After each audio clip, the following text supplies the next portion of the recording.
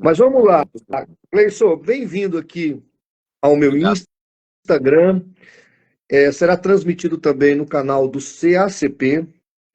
E nós estamos aí diante de uma das mais contundentes obras a respeito de Ellen White, que é o seu livro, o volume 3, Descortinando o Adventismo. Me diz aí, como é que está a receptividade? Eu tenho anunciado aqui, divulgado. Me conta um pouco da luta para se chegar aqui, por favor. Então, obrigado pela divulgação, né? Eu vi que você divulgou várias vezes o livro e te agradeço muito pelo apoio sempre, desde o início do Ministério, você tem nos apoiado e tem sido realmente algo que eu me sinto muito privilegiado, né? Do seu apoio, do apoio de todos os apologistas aí do Brasil. Nós temos um grupo, né, no WhatsApp ali com os apologistas e todo aquele pessoal ali sempre me apoiando. A gente teve notas de figuras pesos pesados, né, da teologia no Brasil, como o reverendo Augusto Nicodemos, que fez uma nota no livro, o pastor Paulo Romero, que fez o prefácio, né, o pastor Elias, Elias Soares, o pastor Jamiércio de Oliveira, o pastor João Paulo Paulo Sérgio Sérgio Batista. Batista, Carlos Vailart, enfim, só feras ali que Só fera. endossaram o volume 3. Então, assim, fiquei muito feliz porque a gente finalizou a trilogia com o pessoal realmente de peso ali apoiando a gente e ajudando a divulgar esse livro que, de fato, é um livro que, né, se você for ver, é um livro de bastante fôlego, são 544 páginas, mais de 600 notas de rodapé. É um livro que a gente entrou ali nas entranhas mesmo da Igreja Adventista, a gente procurou revelar, descortinar tudo de relevante a respeito de Ellen White, né? E esse foi o objetivo do livro e a gente crê assim que a gente alcançou o objetivo. Os outros dois volumes, você sabe, né? Eu tô com eles aqui, ó. Esse aqui é o volume 3, que é o que está na mão do pastor Martinez, pra ter uma ideia da grossura dele, realmente é bem extenso. Esse aqui é o volume 2, inclusive que eu recebi uma nota sua, né? Fui laureado aí com uma nota sua no livro, muito O obrigado. privilégio foi meu. E esse aqui é o volume 1, que está esgotado nos Estados Unidos. Esse aqui é a capa dura, uma edição especial do volume 1. Eu acho que eu te presenteei com esse também, né? Com a Eu capa tenho os dura. 3 volumes. Eu vou pegar depois. É. Eu tenho os 3 volumes. Ó, o teu livro, para ser preciso, Sim. 543 páginas, precisamente. Isso. 543 páginas. Então, quer dizer, os 3 volumes juntos devem dar o quê? Umas 1.200, 1.200. 1.400 páginas? 1.200, 1.300 páginas, todos eles, né? Juntos. Então, assim, a gente buscou, ali desde o início, eu falei sobre isso, nossa intenção era de fato, não vou dizer atacar, né, mas abordar os três pilares do Adventismo, que é o juízo investigativo, o sábado e Ellen White, né? Não existe essa descrição de três pilares em nenhum livro adventista. Eu que criei isso, criei não, né? Eu identifiquei, porque é um fato. Então você tem ali juízo investigativo, que é a espinha dorsal da Igreja Adventista, é a doutrina mais importante, é a razão de existir da Igreja Adventista. Se você derruba o juízo investigativo, não sobra nada da Igreja Adventista. Então esse é um pilar. Você tem o sábado, que a maioria das pessoas, os mais leigos, só sabem a respeito do sábado, né? Acreditam que a Igreja Adventista tem como doutrina distintiva somente o sábado, mas não é. O sábado é uma das doutrinas. Então a gente foi lá e descortinou essa doutrina no volume 2. E no volume 3 é Ellen White, né? Então, assim, a gente já falou extensivamente dos outros dois volumes em outras oportunidades. Então, sobre o volume 3, de fato, foi uma guerra espiritual muito forte, muito grande, Meu né? Que a Deus. gente enfrentou ali. As pessoas que estavam comigo, acompanhando você, minha família, né? Os nossos amigos, parceiros, até o Rodrigo Custódio está aí assistindo agora. Rodrigo Custódio, um abraço, meu amigo. Ele também acompanhou ali toda a guerra espiritual que a gente estava enfrentando. Wagner Olmos, todo o pessoal ali A Débora, a Débora Buffoni, que tem um grupo no WhatsApp com muitos ex-adventistas. Ela faz um trabalho magnífico ali. Eu sempre que posso, né? Eu gosto de mencionar do trabalho dela. Acabou se tornando até quase que uma igreja virtual, né, pastor? Não sei se você sabe disso, mas assim, existem grupos agora de ex-adventistas. Um deles é o grupo da Débora Buffoni, ela que é a líder ali, em que basicamente já se tornou quase que uma igreja. Então tem um departamento ali que cuida da parte psicológica do ex-adventista, tem o departamento que fala sobre escatologia, né? Tem o departamento que só ensina melhor o evangelho para o ex-adventista, para ele entender, começar a entender de fato a Bíblia como ela é mesmo. O Wagner Olmos também tem um grupo muito grande ali de ex-adventistas, né? Também faz um trabalho incrível ali, magnífico. Então, assim, esse pessoal acompanhou essa minha batalha, né? Não foi fácil, não foi fácil. Foi um período bem de muitos conflitos ali que Sem eu contar o enfrentei. custo, né? Porque é custoso divulgar uma obra desse nível, né? Com certeza você teve que fazer um investimento pessoal também, né? Assim, essa parte, de fato, eu nunca busquei nenhum tipo de lucro, né, em cima disso. Acho que é importante até você levantar essa questão, porque muita gente acha que, o cara tá querendo ganhar. Tem sempre lá os adventistas meio, né, tá buscando ganhar dinheiro em cima de. Não é isso, tá? Se você entendesse um pouquinho de como funciona, né, o pastor levantou a bola, hein? Não é assim, tá? Não é assim, não. Você não ganha dinheiro vendendo livros, a não ser que que você venda milhões de livros, tá? Aí você realmente vai ter um lucro ali. Mas se não, meu amigo, é muita dor de cabeça e basicamente eu tô pagando para Para ter poder. o livro. Para poder imprimir Então, esses e tá livros. R$ 39 na Amazon, né? R$ 39, exato. Muito, Na Amazon. muito barato, muito barato. É. Os meus livros de 120 páginas, 140 páginas, nós vendemos por R$ 30 nos congressos. Você imagina um livro desse aqui por R$ 39. Você está vendendo ele pelo custo quase, um pouco mais que o custo. Olha aí, ó. É impressionante, porque essa obra aqui, pelo calhamaço que é um livro para R$ 80, R$ 90. Se você fosse ter algum lucro. Sim. Esse é o valor. Eu sei porque eu entendo isso. Outra coisa, isso que eu ia falar aquela hora. Quando nós produzimos livros aqui no CACP, a gente recebe uma oferta para isso, para depois produzir o livro. Sim. Porque não dá lucro o livro. Não dá lucro. Às vezes eu falo isso, as pessoas não acreditam. Para dar lucro, você tem que vender 5 mil, 10 mil, 20 mil, 100 mil livros para dar algum lucro, porque livro não dá lucro. Esse número de livro que nós vendemos, ele não é lucrativo para o autor. E quando vai para uma editora ainda, é menos ainda, porque a editora é que fica com todo o lucro. Exatamente, é verdade. O que você falou é verdade. Então, assim, o objetivo nosso aqui porque a gente não consegue estar em vários locais ao mesmo tempo, né? Então a gente faz os vídeos e imprime livros para que a mensagem se espalhe, né?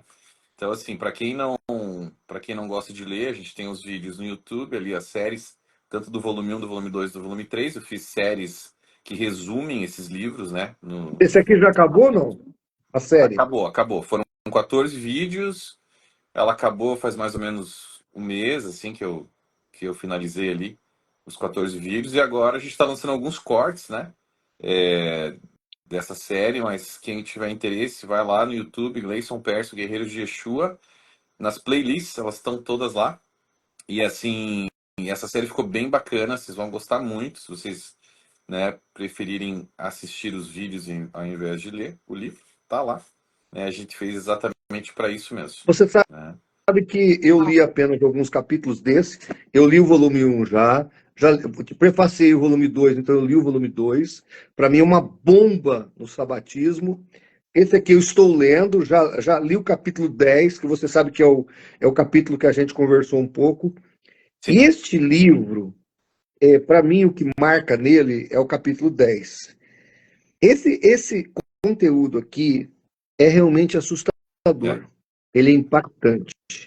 Eu já li uma vez, estou lendo de novo. Você sabe que eu li, a gente até leu antes do livro ser publicado. Uhum. E isso aqui mostra categoricamente o envolvimento do adventismo do sétimo dia, principalmente da Ellen White, da família White, tanto que tem até o pino maçom, os símbolos maçons lá no cemitério onde ela está enterrada. Isso aqui prova e deixa de maneira contundente a evidência de que o adventismo e Ellen G. White, e a família White, esteve envolvido com o ocultismo. E eu acho muito importante essa abordagem que você fez, porque o adventismo, você foi adventista, você sabe, só porque nós acreditamos na imperecibilidade da alma, a imortalidade da alma entre a morte e a ressurreição do corpo, nós, os demais evangélicos, somos achincalhados pelo adventismo, somos acusados de espiritistas, somos acusados de platonistas, somos acusados de pagões, somos acusados de pessoas envolvidas com as trevas. Ellen White chama isso de doutrina de Satanás, e comunicação com os mortos, e coisas assim mais absurdas e inimagináveis que eles, os adventistas, nos acusam, inclusive Sim. Ellen G. White. Sim. Mas quando a gente lê isso aqui, Gleison, esse capítulo 10 aqui, isso aqui é uma bomba nuclear Sim. dentro do adventismo. Quer Sim. comentar um pouquinho desse capítulo 10? Eu acho importante, porque assim, na verdade, existem 3 pontos, né, que eu levanto no início, no início do livro e da série, que já são problemas chocantes ali, que envolvem a Ellen White, né? O primeiro é que, e a gente já vai comentar sobre o ocultismo, mas quando a gente aborda esses 3 primeiros problemas e depois vai para o ocultismo, as coisas ficam mais claras, né? Então, qual que é o primeiro problema? O primeiro problema é, quando eu fui iniciar a escrita desse livro, eu tive que eu tive que me lembrar como que eram os cultos adventistas da minha família quando eu era criança. Foi até um, Foi até um exercício meio terapêutico, assim, de lembrar como que eram, né? Como que funcionavam esses cultos. E, e o culto adventista, ele funciona assim, ele ocorre na sexta-feira à noite, né? Você faz o culto ali, e depois você tem um outro culto no sábado à noite, né? Então, basicamente, ali você fica esse dia todo entre sexta-feira à noite e sábado à noite, é totalmente adventista, né? Se inicia ali com o pôr do sol de sexta-feira, sábado de manhã você vai para a igreja, né? As pessoas mais intensas adventistas passam a parte da tarde também na igreja, ali no JA, né? Que são os jovens adventistas. E depois à noite também tem algum tipo de programa ali adventista também. Então é todo aquele período ali, aí faz o pôr do sol no sábado à noite, enfim. E aí entra no domingo ali, já começa a semana secular, né? Mas o interessante é que no culto de sexta-feira à noite, pastor, e também no de sábado à noite, mas principalmente no de sexta-feira à noite, como que funcionava? Basicamente assim, a gente iniciava com hinos adventistas, a gente cantava hinos adventistas, né? Lia um ou dois versos bíblicos, e aí entrava a parte grossa da coisa mesmo, era ler um livro de Ellen White. Era ler capítulos ou páginas, pelo menos 1, 2 páginas ali, de livros de Ellen White. Tá? Por que isso é um problema? Porque o conteúdo dela era muito maior dentro desse culto do que a Bíblia. Por que isso acontecia? Porque para o adventista, e qualquer adventista que está me assistindo sabe que isso é verdade, tá? Para o adventista funciona assim, eles creem, ó, a Bíblia ela foi escrita e inspirada pelo Espírito Santo, ok, mas ela foi escrita há 2000 anos atrás, mais, né? É, o, os livros de Ellen White também foram inspirados pelo Espírito Santo, só que foram escritos muito mais recentemente. Ou seja, se o Espírito Santo inspirou os 2 livros, e se eu tenho uma dúvida a respeito de algo para minha vida hoje, é muito melhor eu ficar com os escritos dela, porque ela é muito mais recente. Ou seja, os escritos dela se adaptam muito mais à minha vida hoje, porque são feitos para os dias de hoje. É como se fosse a Bíblia para os dias de hoje, tá me entendendo? Então é assim que o adventista enxerga isso. Esse é o primeiro problema, tá? A gente já vai voltar lá no ocultismo. Estou aqui criando uma base. Deixa eu só posso abrir um parênteses aqui? Sim. Ou seja, toda aquela balela que a gente escuta, por exemplo, Rodrigo Silva, Leandro Quadros falar, ou tentar argumentar que a Ellen White é uma luz menor, que na verdade o adventista ele só aponta para a Bíblia, é É balela. O fato balela, não é porque esse. eles mesmos dizem isso, alguns de cima do púlpito. Alguns pastores dizem de cima do púlpito, mas eles mesmos dizem isso, que é o seguinte, não existem dois Espíritos Santos. É um Espírito Santo só. Que inspirou a Bíblia e inspirou Ellen White. Você está entendendo? Não tem nível de inspiração diferente. É o mesmo Espírito que inspirou ela e inspirou a Bíblia. Tem alguns adventistas que são mais honestos, como, por exemplo, o Arilton de Oliveira, que é aquele cara mais... Não tá nem aí, ele fala mesmo, né? Ele diz, é isso mesmo, tá? Aí outros que querem ser um pouco mais diplomatas, tal, ficam essas gracinhas aí, tipo Rodrigo Silva, né? Mas a verdade é o mesmo, eles creem nisso. Então a Ellen White seria a Bíblia para os dias de hoje. Fato, é isso. Tá? Esse é o primeiro ponto. Agora, o segundo problema, qual que é o segundo problema? Olha o que ela mesma, não sei o que estou falando, ela mesma escreveu. Olha só. Isso está em Testemunhos para a Igreja, volume 5, página 671. Ela diz assim, ó. Esta obra é de Deus ou não é? Falando dos escritos dela. Deus nada fez em parceria com Satanás. Meu trabalho, ao longo dos últimos 30 anos, traz o selo de Deus ou do inimigo. Não há meio termo nessa questão. Os testemunhos são do Espírito de Deus ou do diabo. Ponto. Você não tem algo assim, ah, não, isso aqui a Ellen White falou dela mesma. É a ideia dela. Mas essa outra parte aqui, ela foi inspirada por Deus. Mas essa aqui é uma opinião dela. Não, não, não, não. Isso aí quem tá falando é o É adventista, que às vezes diz isso. Mas tudo inspirado, né? o que ela diz é o seguinte. Não, o que ela diz é o seguinte. Ou é de Deus, ou é do diabo. Isso quer dizer o quê? Se o amigo que tá me acompanhando agora, tá nos assistindo, ler esses livros aqui, ó. Esses 3 livros aqui, eu assisti a série, enfim. E chegar à conclusão de que, de fato, o que ela escreveu não foi de Deus, isso não é simplesmente um equívoco doutrinário. Vocês estão me entendendo? Não é apenas assim, ah, não, isso aqui ela errou, isso aqui foi, ou, sei lá, é um uso e costume da igreja. Não. Se não é de Deus, é do diabo. Eu não sei se estão entendendo o tamanho da implicação disso que eu estou É falando muito aqui agora. grave. O que eu estou falando aqui agora é o seguinte: se isso aqui não for de Deus, é uma estratégia do Satanás, é uma estratégia do diabo ter criado essa igreja. Vocês estão me entendendo o problema? Não é apenas um equívoco, é uma estratégia, é uma igreja montada pelo diabo. Isso ela mesma está dizendo. Não sou eu, Sim. ela está dizendo. Que se não é de Deus, é do diabo. Tá bom? Então a gente vai acreditar no que ela falou. Se não é de Deus, é do diabo. Certo? Agora o terceiro problema é, se você chega à conclusão, então, de que é do diabo, Gleice, tá, tudo bem. Então, essa mulher é doida, essa mulher foi usada pelo inimigo, tal, muito bem, né? E agora? Não, agora eu não preciso crer em Ellen White, alguns adventistas dizem, né? Eu não preciso crer em Ellen White para ser adventista, eu posso não crer nela e continuar sendo adventista.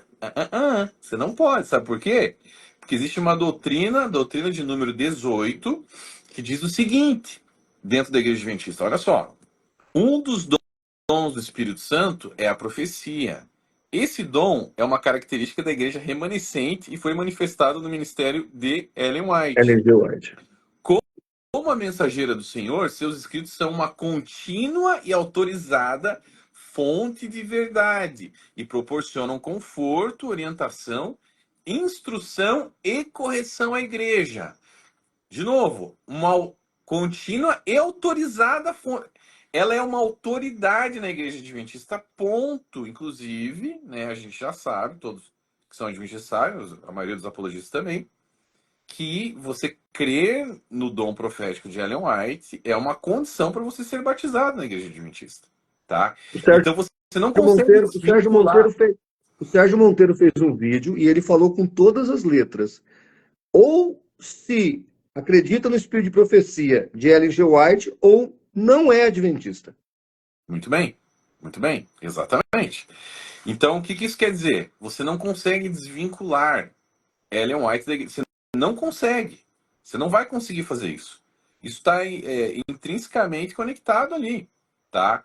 Então, isso é um problema, porque você está entendendo onde a gente quer chegar?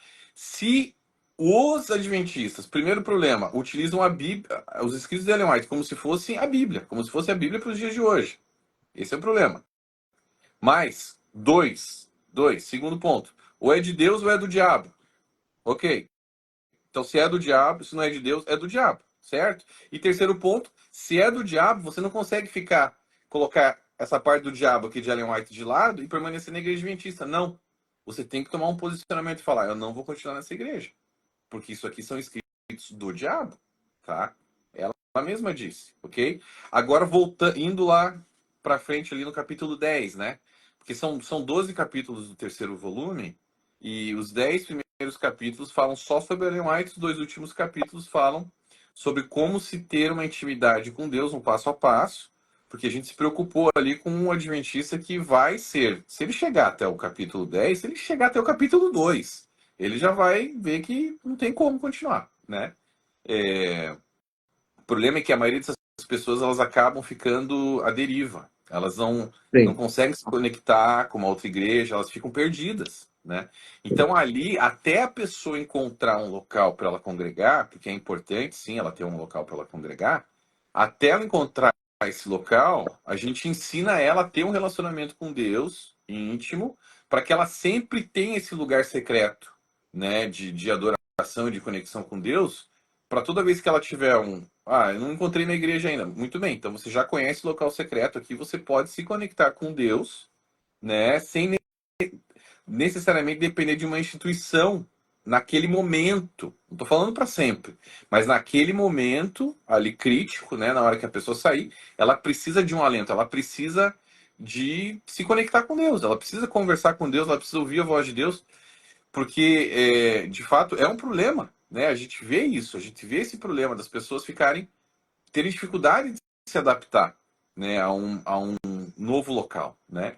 Então a gente ensina essa pessoa a ter né, essa conexão com Deus, etc, para que Deus possa guiar ela, né, para um local, para uma congregação que não seja uma seita, porque aquilo que a gente já conversou uma vez, inclusive, pastor, o sectário, ele que sai da seita, ele tem a tendência em cair numa outra seita. Ele tem a tendência a trocar de coleira. Ele tem essa tendência, porque é algo psicologicamente, a pessoa fica meio afetada, entendeu? Sim. Ela tem essa tendência de querer cair num local que tenha segredos que ninguém sabe, que é algo exclusivista, entendeu?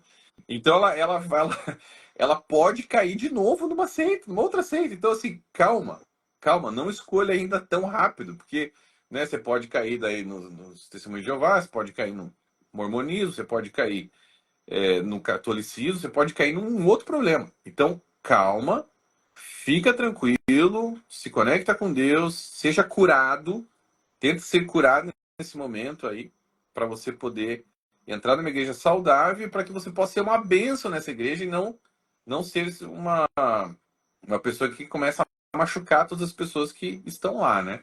Que esse é um outro problema. Claro, você precisa ser, né, discipulado e curado e ajudado por um pastor, sim, é importante, mas, né, tenta ter essa conexão com Deus antes. Mas, enfim, o capítulo 10, que é o capítulo sobre o cultismo, a gente deixou, digamos que o melhor ali para o final, né?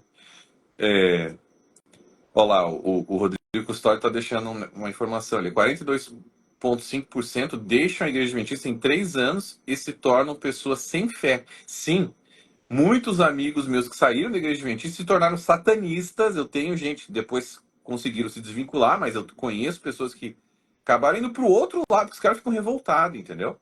Eles ficam É. revoltados. Quando eles veem que é Tornam tudo uma mentira, céticos, né? se tornam, se tornam ateus, se tornam agnósticos, se tornam satanistas, vão para o lado da nova era, vão para o lado do ocultismo. É um problema sério.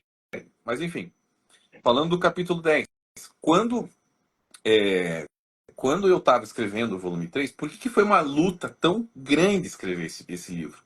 Todos eles foram difíceis, né, de escrever, assim, porque aquela quase uma opressão, né, para a gente não poder lançar isso. que aconteceu? Eu, em mais ou menos, acho que julho do ano passado. Julho? Foi julho. Não, junho, maio, junho do ano passado. Eu estava escrevendo o volume 3 e eu comecei a. Por algum motivo, comecei a me interessar muito sobre livros ocultistas. Assim, como teólogo, né?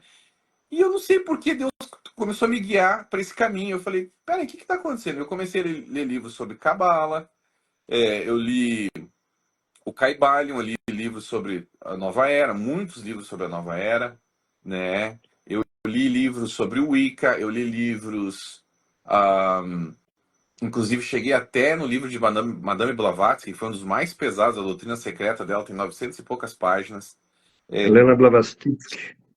Madame Blavatsky, É, Helena Petrovich Blavatsky, Blavatsky. uma das É. maiores bruxas, hein?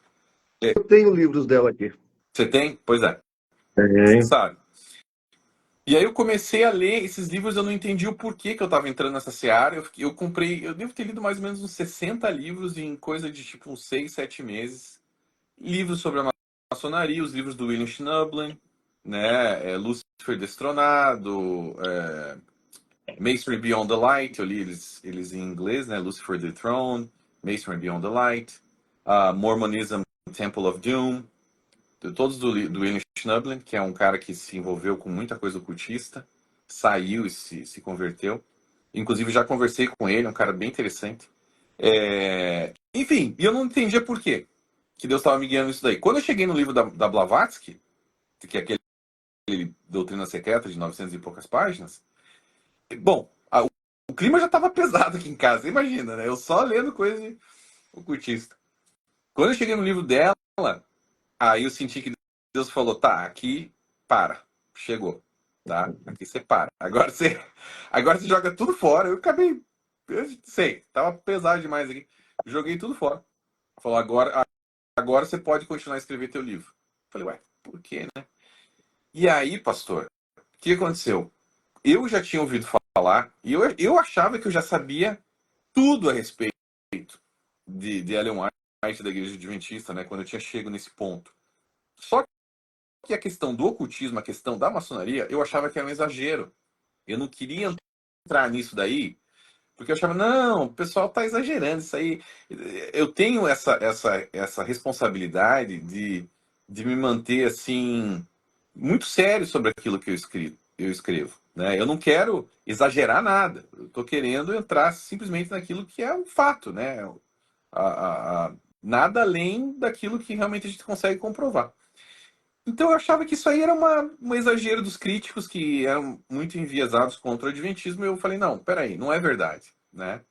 Só que quando eu comecei a estudar mais e mais para finalizar o livro, o volume 3, eu comecei a identificar padrões de escrita dela com os livros que eu tinha lido a respeito do ocultismo e da maçonaria, etc. Né? Só um parênteses. Na minha opinião, toda a doutrina de saúde adventista, ela é esotérica. Da Nova Não Era. estou dizendo que não tenha coisas boas lá na orientação, mas como tem no esoterismo. Mas a visão da dieta alimentar com a espiritualidade é um esoterismo, inclusive defendido pela Helena Blavatsky e outros do ocultismo. Sim, eles têm muito isso daí mesmo, verdade, vegetarianismo, veganismo, etc.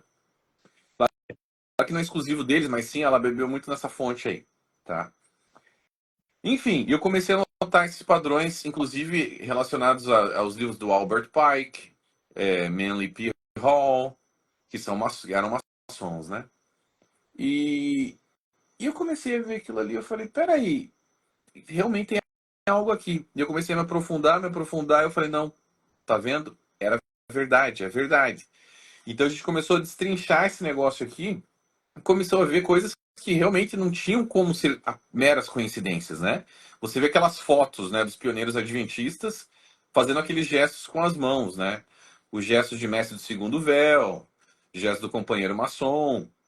E eu comecei a entrar em contato com amigos meus, ex-maçons que se converteram, e falar, peraí, gente, isso aqui é verdade ou não é? Tá aí, ó. Isso aqui é verdade ou não é? Eles eram maçons, sim ou não? E aí foi unânime, falou, não, Gleison, sim, eles eram maçons, porque eles sabem. Lá dentro eles sabem quem é quem não é maçom. Eles têm essas informações, entendeu?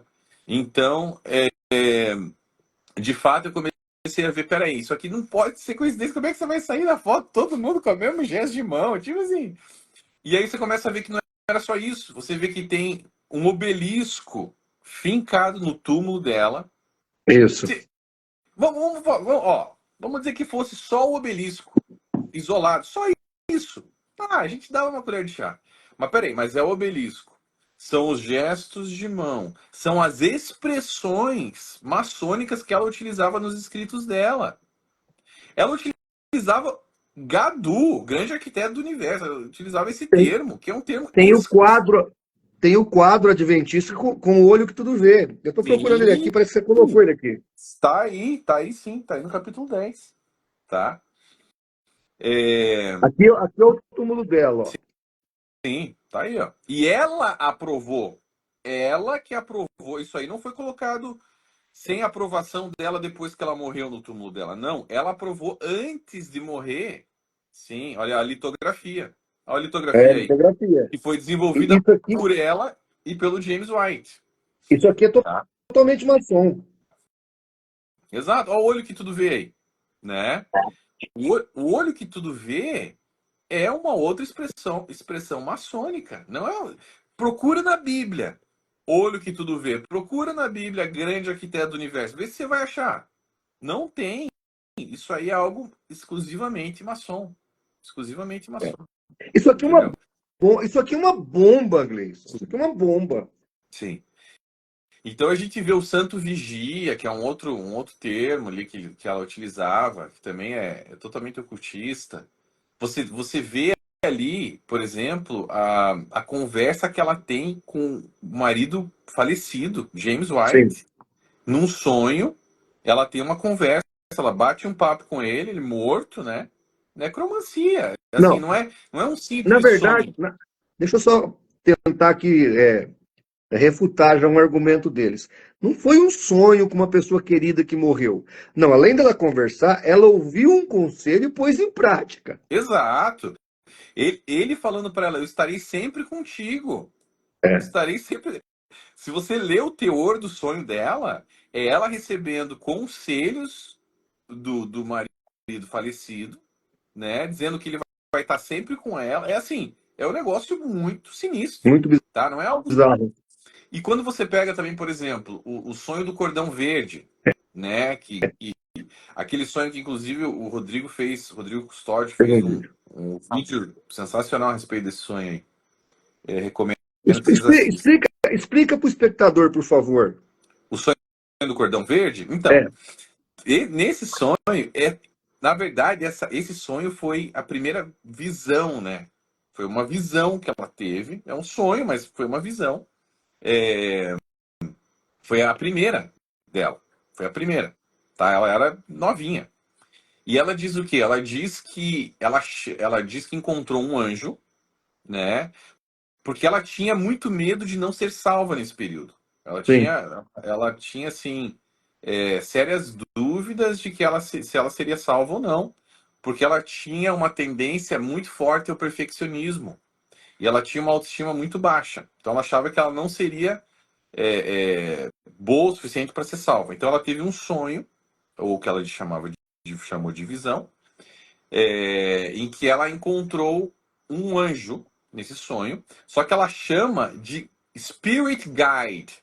Esse termo Spirit Guide em inglês é um termo ocultista também. São espíritos guias. Ela não fala anjo, ela fala é um espírito guia, né? No Brasil a gente não, acho que não tem muito esse termo assim, mas aqui Tem ele é também. Espírito guia tem também. espírito guia. Bom, muito bem. Aqui é muito forte esse termo dentro do espiritismo e dentro do ocultismo, tá? É como se fosse, eu acho que no Brasil seria como se fosse mentores, né? Mentores espirituais. Acho que o espiritismo usa esse termo.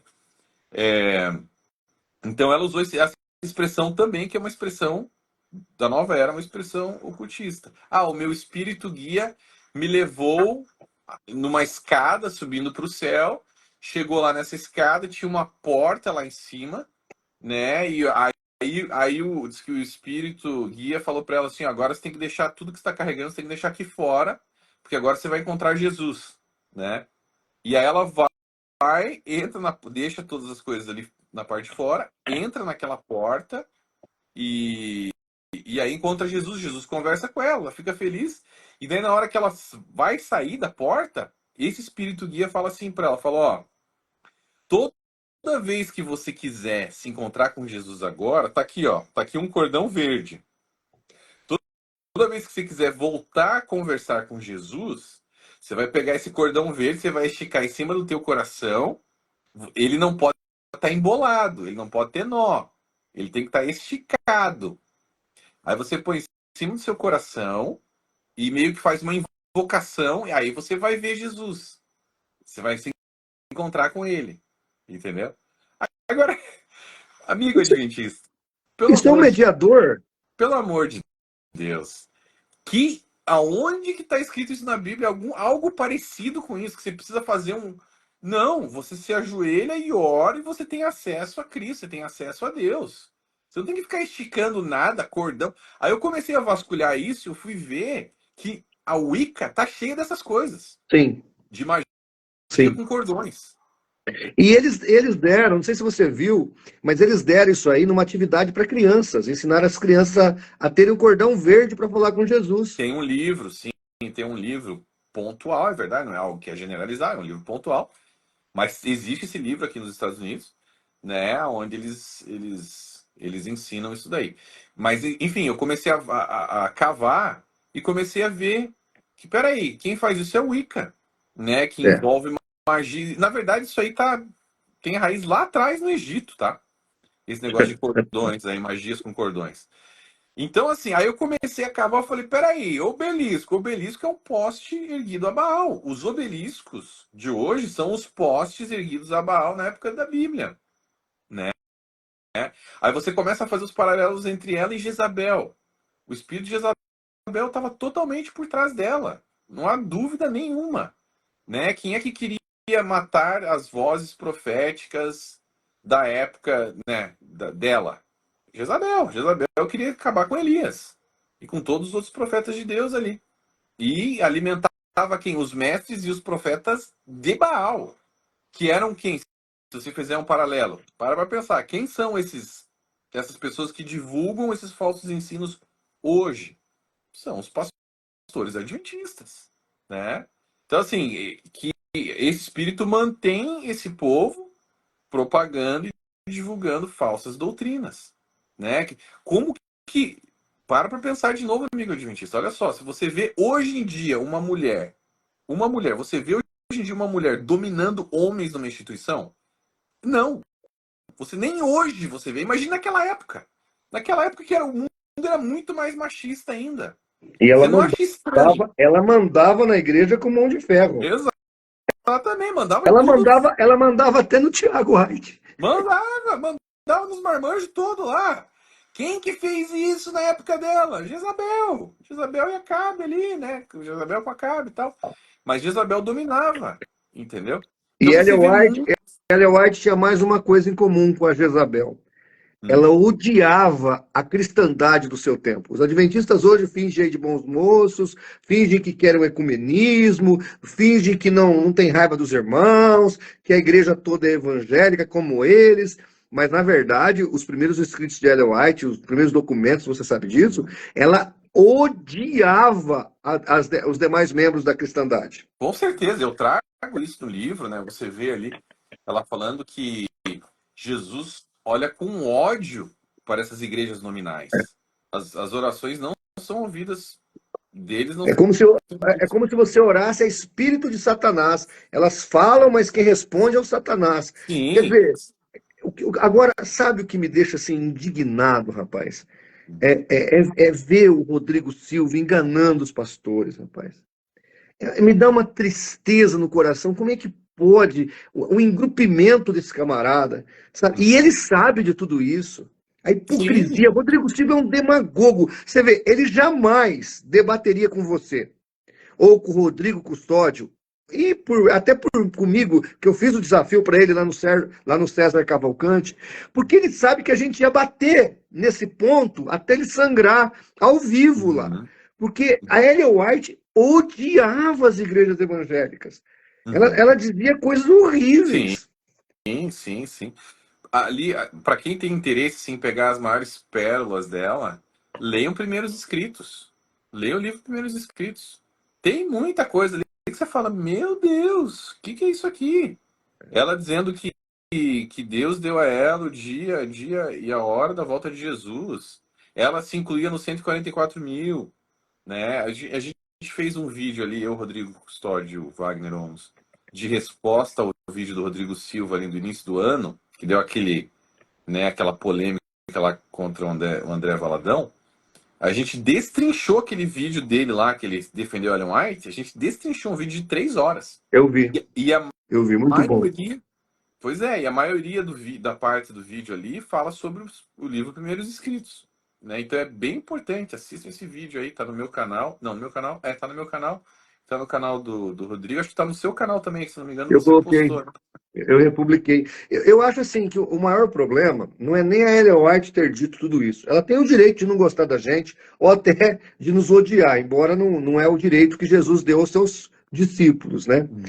O que me deixa assim um pouco irritadiço é com a demagogia desses camaradas. Eles são demagogos ao extremo.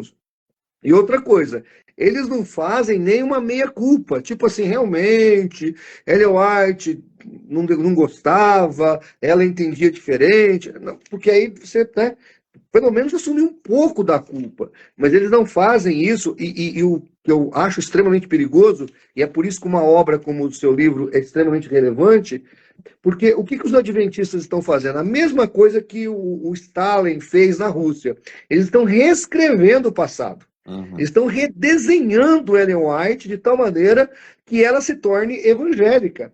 Eles querem apagar o que ela falou, eles querem tirar as máculas de Ellen White, reescrevendo-a, colocando-a como uma profeta bíblica, uma serva de Deus que veio unir a igreja, unificar a igreja, quando na verdade não é nada disso. E assim, a gente aqui, claro, não vai dar tempo de falar nem a respeito de 5% do livro, porque a gente nem falou ainda dos plágios dela, né? Ou seja, quando você vai destrinchando tudo, o capítulo 2 fala sobre os plágios, né, do volume 3 aí. Fala sobre os plágios dela. E ali a gente ocupou mais ou menos umas 70, 80 páginas para mostrar, assim, 1%, nem isso, dos plágios dela. Né, que a gente comprova, a gente coloca lado a lado. Esse trabalho ele nunca foi feito no Brasil, nunca foi feito.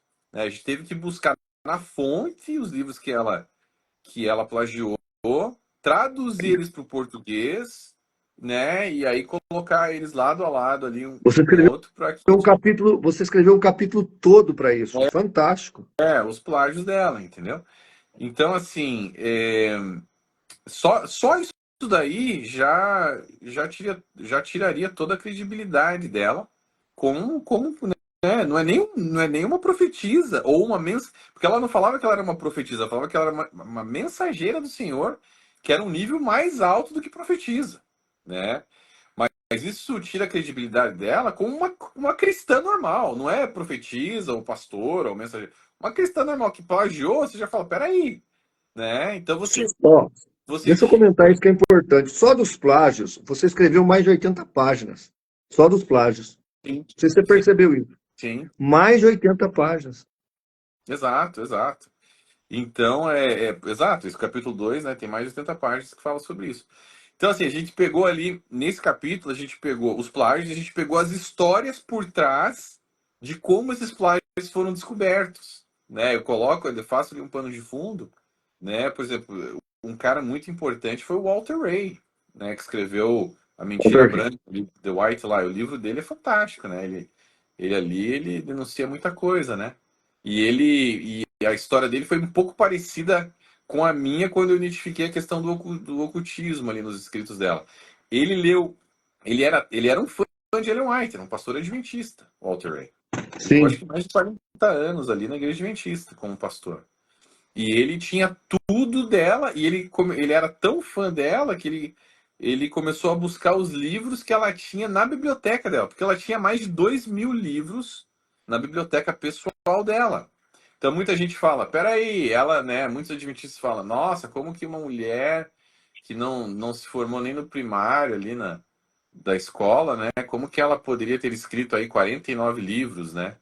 É, só poderia ter sido Deus. Não, ela não teve, de fato, uma educação formal, além da terceira série do primário, mas ela sabia ler e escrever e ela era uma ávida leitora, principalmente pela questão da pedrada que ela tomou na cabeça, né?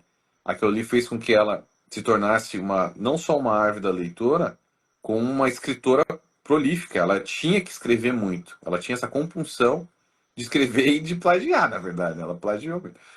É, mas aí esse cara, ele começou a se interessar muito pelos livros que ela tinha na biblioteca pessoal dela.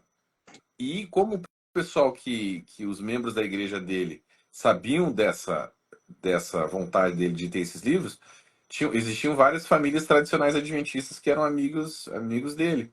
E esse pessoal começou a doar livro que tinha recebido, né? De alguma maneira tinham recebido, que era da biblioteca pessoal dela, começou a doar para ele. Falou: Ó, esse livro aqui era da biblioteca pessoal dela, você que ama tanto Ellen White, tá aqui, ó. E ele pegava, uau, muito obrigado. Aí ele lia o livro. Aí ele lia o livro e falou: peraí, mas esse livro aqui parece que eu já li em outro lugar. Aí ele, aí ele pegou outro. Ué, eu tô identificando aqui. Então ele começou a identificar, falou: peraí, tem uma coisa errada. Aí olha que interessante. Aí ele pegou essas dúvidas que ele tinha, porque ele era um cara honesto, né? Um cara sincero. E ele pegou aquilo e ele começou a escrever para o Robert Olson, que era o curador do White State na época dele, o diretor e curador do White State, e começou a mandar cartas para falar: amigo, eu tô encontrando alguns problemas aqui, né? Parece que tem muita coisa parecida aqui com outros autores que ela escreveu, tal. E esse Robert Olson falou: ah, é mesmo? Me conte-me mais a respeito disso. E aí ele pegava e ia guardando todas as informações que ele ia passando para ele, que o Walter Ray ia passando para o Robert, ele ia guardando e ele ia passando para o Arthur White, que era o neto dela, o neto da Ellen White, né? E aí esse Arthur White, ele começava a dar estratégias para ele lidar com o cara. Falou: ó, faz assim, faz assado, né? Senão essa bomba vai explodir, né? Fica levando ele em banho-maria aí, entendeu? E aí, tudo isso, todas essas cartas que ele trocava com o Robert, o Walter Ray trocava com o Robert, e que o Robert trocava com o Arthur White, ele ia guardando num dossiê. O Robert ia guardando num dossiê na Andrews University. O que aconteceu? Um cara chamado Bruce Weaver, que era um estudante de teologia na época, da Andrews, descobriu esse dossiê por um acidente. Acabou vendo esse dossiê, essa pasta lá, abriu e falou: peraí. E ele era amigo do Walter Ray. Ele pegou isso e falou: caraca, olha esse negócio aqui, que interessante. Ele pegou, xerocopiou tudo e mandou pro Walter Ray. Falou: Walter, o pessoal tem um dossiê seu aqui, mano. Olha só que interessante. Os caras estão bolando estratégias aí para te enrolar. O cara falou: o quê? E tem mais. Eu descobri outros livros que ela também plagiou que você não sabia. E mandou tudo para ele. Claro, imediatamente eles tiraram esse Bruce Weaver de circulação. Falaram: não, aqui você não. Quando a bomba explodiu, né? Porque daí o Walter Ray falou: peraí. O Walter Ray escreveu Mentira A Mentira Branca. branca. Foi uma bomba, até hoje né? O Bruce Weaver foi cancelado lá na Ennis, tiraram ele de circulação. E aí, mas espera aí, mas aí o Walter Ray descobriu tudo. E aí ele fez um trabalho excepcional. Quem puder, leia A Mentira Branca, que mostra ali muitos, não todos, né, alguns plágios dela, e é um livro grosso também. O que a gente escreveu, tem algumas coisas do livro dele, outras que não estão no livro dele, que está no volume 3. Então, assim, é muito interessante como as pessoas vão descobrindo, entendeu? Aquele livro tem um livro que é o Sketches from the Life of Paul, que é um livro sobre o apóstolo Paulo, né? Que foi inteiro plagiado, inteiro. Meu, Ele nem foi traduzido no Brasil, pelo menos não até onde eu sei, né? Talvez recentemente, não sei, mas acho que não. Porque ele foi tirado de circulação, porque o Connie Bear, que é o autor do outro livro lá que ela plagiou, ameaçou a Igreja Adventista de um processo, né? Falou, a gente vai processar você, isso aqui tá muito descarado. O Grande Conflito, por exemplo, tem ali no livro, ela era uma colcha de retalhos, entendeu? Ela pegou coisas do Ray Smith, ela pegou coisas do Daniel March, ela pegou coisas de William Hanna, ela pegou coisas de várias pessoas, ela pegou coisas do próprio marido dela. O marido dela, James White, escreveu um livro chamado Life Incidents, a respeito do William Miller, tá? Que ela plagiou textos inteiros, mas igual. É tipo assim, Ctrl-C, Ctrl-V, entendeu? Era copiado. Só que o James White não ficou bravo com ela, porque ele também tinha, por sua vez, plagiado de outro cara. Ele plagiou o livro dele do Sylvester Bliss, chamado Memoirs of William Miller. Então, assim, ele falou, já que não é meu mesmo, deixa eu... Gleison, é importante a gente colocar aqui para o espectador que ela não só tinha compulsividade para escrever, mas eles ganhavam muito dinheiro com a venda desses livros. Havia o compultor evangelista, ele botou gente para trabalhar para eles, virou uma fonte de renda muito lucrativa já naquele tempo. Sem dúvida, isso aí é um sistema utilizado até hoje da colportagem, né? Um sistema assim, vamos falar sério aqui, um sistema genial, né? Que eles criaram ali. Porque eles fazem com que a mensagem seja divulgada, mete os carinha lá, coitadinhos, os estudantes de teologia para trabalhar, bater perna, vender livro de porta em porta, Sim. né? E divulga a doutrina. Ele falou, tá aqui o livro, vai vender. Aí do que você vender, parte vem para a igreja, parte fica para você custear os teus estudos. Beleza? Beleza. Aí o cara divulga a doutrina adventista para uma galera e ainda os caras, né, ainda cobram deles para eles bancarem os estudos ali. Então eles fizeram esse sistema e se mantém até hoje. E o adventista, ele tem esse negócio assim, que é aquele negócio assim, não, o que a gente tem aqui nenhuma outra igreja tem. São os espíritos secretos. É quase que a doutrina secreta, né? Só que em vez da Madame Blavatsky, é da Madame White, né? Aqui ninguém mais tem. Quem tem é só a gente, entendeu? Então eles têm esse negócio assim do mistério. Gente, vocês não precisam de nada disso. Tá tudo na Bíblia. Tá? Pare de inventar moda. Isso aí é ocultismo, né? É plágio. Assim, no mínimo é plágio. No máximo é ocultismo pesado. Estão com o diabo aí com o pezinho quase o corpo inteiro dentro da sua casa. Com esse negócio aí. Então, assim, quando a gente levantou todas essas questões, pastor, por que eu levantei os 3 primeiros problemas no início ali? Porque se não é de Deus e é do diabo, se eles tratam os escritos dela como se fosse a Bíblia, olha a água salgada que eles estão bebendo, né? Eles estão bebendo numa fonte aí que não é uma fonte do Espírito Santo, é uma fonte demoníaca, tá? E aí a gente já tem um outro problema, que nem eu falei, não é apenas uma doutrina equivocada, usos e costumes estranhos, né? É assim, é o diabo na tua casa, amigo. É você divulgando, passando para frente questões aí, doutrinas de demônios, tá? Então já torna a coisa muito mais pesada, você tá entendendo? Não é apenas um mero equívoco. Aí você já começa a ver, peraí, essas ramificações. E esse Rodrigo Silva, né? O que esse cara tá fazendo? Por que ele tá tão estourado assim?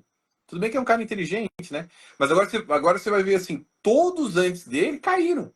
Em adultério, caíram. Todo mundo caiu, só sobrou ele. Ele caiu também, né? A gente Eu não sei de tenta nada. entrar. Eu não disse isso, meu Deus do céu. Eu não estou aqui. Eu não estou aqui. A gente tenta não entrar em detalhes. Meu advogado já caiu da cadeira lá no escritório. Eu não disse isso. Tenta não entrar em detalhes de Ad hominem aí, né? Ad hominem, porque.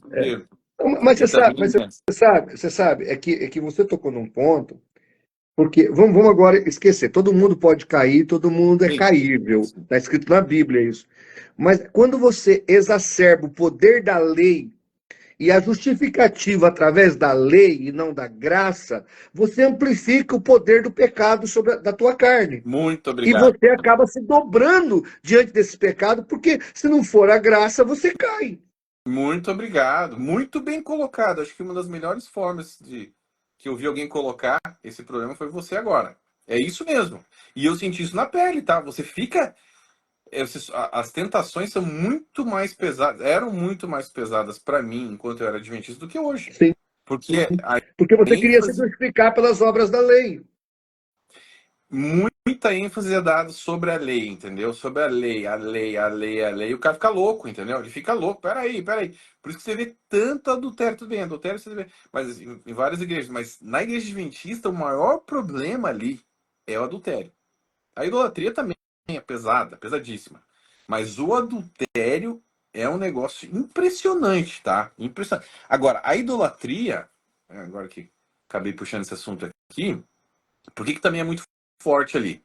Porque a idolatria ela começou ali com Ellen White, né? O pessoal já começa idolatrando ela. Pesadíssimo, tá? E aí o que acontece? Você vê a idolatria com cantores gospel, com pastores. É muito forte a idolatria na igreja adventista. Você vai num show lá, não era para ser show, né? Mas é um show gospel lá, adventista. Aí você vê o pessoal gritando, arrancando os cabelos por causa daqueles cantores ali. É pesadíssima a idolatria. Pesadíssima, tá? E em cima dos pastores também. Eu presenciei, o que eu presenciei numa campal aqui da Flórida, que o Ivan Saraiva veio. Tá para terminar a nossa hora? Vamos tocar, vamos tocar. Se Falta terminar, quatro. A gente começa outra. isso. Se terminar, a gente começa outra. Muito bem. Eu O Ivan tô Saraiva com eu estudei. eu tô com as perguntas para eu te fazer ainda. Eu falo demais, né? Eu vou Não, ficar mas quieto. tá. Ô, Gleice, está maravilhoso, viu? Eu estou aprendendo muito. Eu acho que os espectadores que estão assistindo também estão aprendendo, e depois os que assistirão aprenderão mais ainda. Glória a Deus. Numa campal daqui, eu estudei com o Ivan na Igreja Adventista de Curitiba, né? E a gente estudou junto. E tudo bem, eu era amigo dele, não tem problema com ele. Mas ele ficou aqui em casa num período ali da Campal que teve aqui na Flórida. A gente convidou ele e ele dormiu alguns dias aqui em casa e daí a gente foi para Campal. E lá na Campal eu presenciei algo. Se o Ivan estiver me assistindo, ele sabe que é verdade. O que eu presenciei ali? Muita idolatria em cima dele e uma pessoa chegou para ele e falou assim: ó, trouxe uma Bíblia. Falou, Pastor Ivan, eu preciso do seu autógrafo na minha Bíblia. Entendeu? Seu autógrafo na minha Bíblia. Cara, e eu olhei e ele autografou. Ele não deveria ter feito aquilo, Claro entendeu? que Ele não deveria não, ele ter. não escreveu a Bíblia. Pois é, ele deveria ter. Peraí, amigo, eu sou de carne e osso como você, vamos conversar, né? Vamos trocar uma ideia. Eu não vou autografar nada, entendeu? Isso aqui né, um absurdo. Mas é aquele negócio que o ego, né, já começa a ficar. Então, assim, a gente vê muita idolatria na igreja adventista e a gente vê esse problema seríssimo de adultério, tá? Ali é pesado o adultério. Pesado mesmo, tá? E é por causa disso, você matou a charada. É pela questão da ênfase demasiada na lei. O pessoal fica doido ali, fica doido, não aguenta. Parece que o diabo atenta mais, entendeu? É. Ali naquele contexto ali. Mas enfim, mas esse livro aí, pastor, então a gente, né, falou dos plágios, a gente falou do ocultismo, só que a gente falou sobre outras coisas, a gente falou sobre as heresias, a gente falou sobre os devaneios, que é um capítulo engraçadíssimo, os devaneios de Ellen White, tá? E você acha que ela era mais, digamos assim, mentecapta, ou você acha que ela era mais desonesta?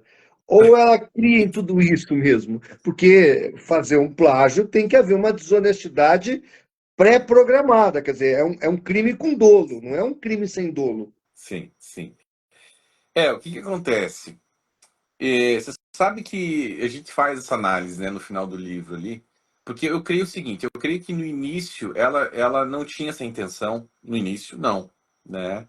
Então assim, foi uma mistura Foi uma mistura do quê? Foi uma mistura da pedrada que ela tomou na cabeça, tá? Porque, inclusive isso aí é alguma das... Imagine, né? Só isso aí que a gente traz no livro já seria algo, uma bomba gigantesca, que é o quê? Laudos médicos, de médicos que Você atendiam achou ela. isso? Você achou isso? Achei, está no livro.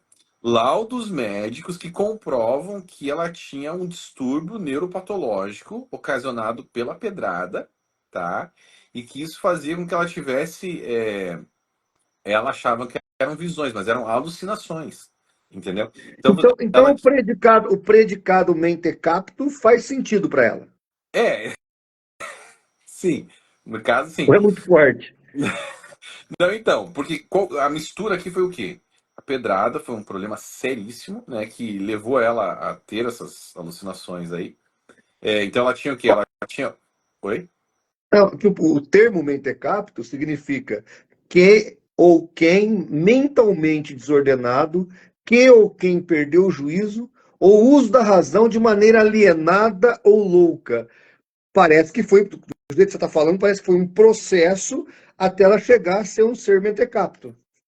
Exato. Teve esse processo. Um abraço, meu amigo pastor Alexandre Farias. Faremos, inclusive, uma live na semana que vem, vai ser ótimo. Um mestre a respeito do ocultismo, né? Pastor Alexandre. Manja muito. É, então, assim, sim, ela teve esse problema, né? Então foi uma mistura. Ela tinha, o que que ela tinha? Ela tinha um problema de catalepsia, ela tinha um problema de epilepsia, ela tinha um problema de histeria e êxtase. Ela tinha vários problemas juntos, né? Que Você viu levavam ela. aquela dramatização que o Rodrigo Custódio pediu para uma atriz fazer das visões dela? Era um negócio assustador, né? Assustador. Então, você tinha ali, por exemplo, né, relatos, o relato ali da noite de Atkinson, né, que foi algo maluco que aconteceu, né, do Israel Damon, né, que foram, inclusive ele foi preso, né, o que que era? Era um culto adventista ali, era um culto adventista, né, em que as pessoas realizavam loucuras mesmo. Era uma gritaria, eles engatinhavam como bebês, né? Você tinha relatos ali que a pessoa, enquanto estava engatinhando, uma batia com a cabeça no traseiro da outra, né? É, mulheres se jogavam em cima dos homens e ficavam ali em cima e tinha um ósculo santo, eles se beijavam. Era um Parecia negócio um maluco, show do entendeu? teatro da USP, então. Parecia Exatamente. um show do teatro da USP. Parece o teatro da... Então, assim, assim, você não vê os adventistas falando sobre isso, mas Ellen White estava lá. Ellen White estava no meio desse negócio aí. E ela tinha um apelido, que era Imitação de Cristo. Olha a imitação de Cristo. O apelido dela lá, maluco, né? Então, assim, aí ela pegava, ela deitava no chão, falava, tô tendo uma visão, tendo uma visão. Opa, aí ela levantava. Deus está falando, não sei o que, se você não se batizar hoje, você vai queimar, e não sei o que, não sei o que. Aí, aí a pessoa falou assim, não, mas peraí, mas eu já me batizei. Ela falou, tá, então esquece, então é pra você. Não, viu? Você. Entende? Então era uma loucurada o negócio ali, né? E ela dizia depois, ela dizia que ela era contra o fanatismo, babá, mas ela passou um período de fanatismo extremo, extremo ali. Então, assim, a gente vê o quê? A gente vê uma mistura, né? Voltando do que era. Depois vocês leem o final, no final do livro, a gente dá, né, um parecer ali a respeito do que a gente pensa que foi o caso dela. Mas, assim, é uma mistura do quê? De fanatismo, era uma mistura dessa pedrada que ela tomou na cabeça, né, que gerou esses problemas neuropatológicos ali na vida dela, né, com laudos médicos, né. A gente viu o quê? Uma grande brecha que ela abriu pro ocultismo, pesado, que daí o diabo entrou ali, fez a festa, tá? Com essas questões de, imagine, cordão verde em cima do coração, ligações com a maçonaria, ligações pesadas com a maçonaria e com o ocultismo, né? Você vê os termos ocultistas e maçons que ela utilizava, o grande arquiteto do universo, o olho que tudo vê, a litografia ali, né, com o olho que tudo vê, etc.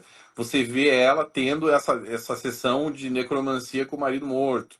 Então foram várias coisas que foram se acumulando e que criaram a tempestade perfeita. O diabo viu nela né, uma pessoa muito favorável ali, que seria muito favorável a criar uma seita e a dominar pessoas, porque ela tinha essa personalidade dominante, né, claro que com o espírito de Jezabel a coisa ficou exacerbada, né, e maior ainda.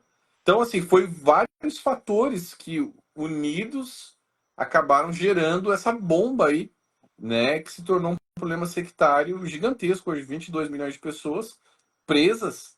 Na verdade não é 22 milhões, né, porque eles inflam os números, né, se a gente for ver bem, é bem menos, mas tá, vamos pelo número oficial aí, 22 milhões de pessoas que estão presas, né, nessas garras dessa seita. Por quê? Por causa de né, todos esses problemas que se alinharam, essas estrelas aí do inferno que se alinharam, para que ela se tornasse essa figura que hoje é idolatrada. As pessoas continuam lendo o livro dela como se fosse a Bíblia, né? A mulher já É. imagine, a As mulher já morreu e as continua pessoas, caminhando. as pessoas falam nos cultos, né? Vamos abrir aí a Escritura Sagrada, primeiros escritos, página 50. Isso é muito comum no meio Não, adventista. eles não chamam de. Não é a Bíblia Sagrada, eles falam assim, Não, o espírito de profecia. Escritura Sagrada, eu já vi falar.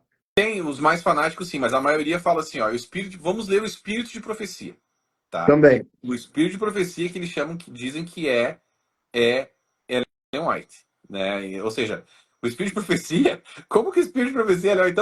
Então João escreveu lá o livro do Apocalipse se referindo a Ellen Pensando em White. White. Pelo amor de Deus, gente, tá? Ele diz que ele foi isolado na ilha de Patmos pelo testemunho de Jesus, que é o espírito de profecia. Então ele foi Está isolado na ilha escrito de Patmos lá. por causa de Ellen White, que nem tinha Pois nascido ainda. Então, assim, é. sabe, isso aí é ensinado até hoje nas igrejas, até Mas hoje isso é qualquer ensinado. exegese mínima, a gente sabe que não tem nada a ver com Ellen White. Pelo amor É, né? de O Deus, espírito de profecia é o espírito de Jesus Cristo. com certeza, né? Então, assim, e ela, inclusive, ela troca ali aquele verso de Hebreus, né? Hebreus 1, de 1 a 3, né? Que diz que antigamente Deus falou através dos seus profetas, etc. Mas hoje fala através do seu filho, né?